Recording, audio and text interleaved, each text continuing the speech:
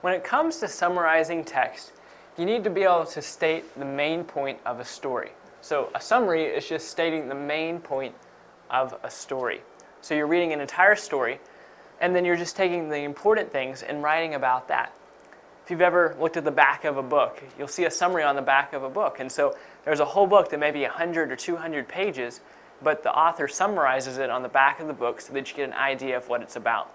So that's what you're trying to do through a summary. So there's 4 main points that you should remember when writing a summary. Focus, like I already said, on the main idea of the story. Focus on the key points. In other words, you're not worried about little details. You're worried about the important things that contribute to the overall storyline. The third point is focus on the conclusion of a story.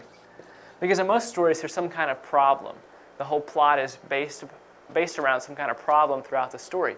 Then eventually that problem is resolved. And so that happens in the conclusion of the story. So look at the conclusion of the story and talk about that too in your summary. So you're going to be talking about the main idea of the story, the key points, the problem, maybe a little bit about the main character, and then talk about the end of the story and how the character ended up dealing with his or her problem. Then the fourth point is kind of a longer one. Focus on important information the author wants the reader to know.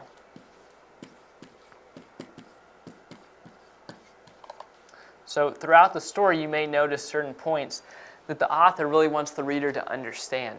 And so look for that important information and include that in the summary as well.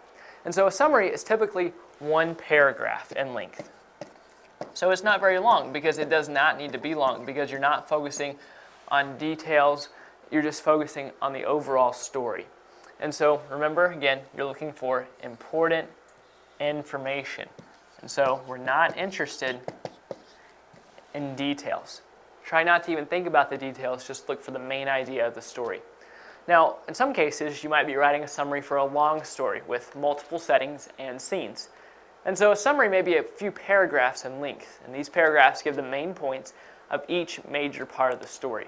And so the summary of a long story always includes a conclusion to wrap up the story as an entirety.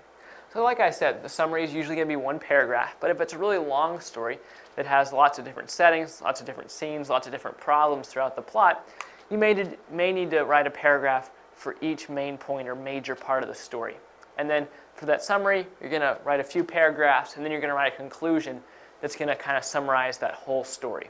And so only make a summary longer than 1 paragraph if you feel like you cannot include all the important information in 1 paragraph. So again, a summary states the main point of a story.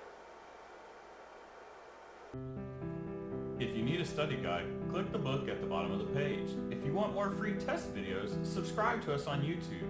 If you just want to keep watching, click the next video.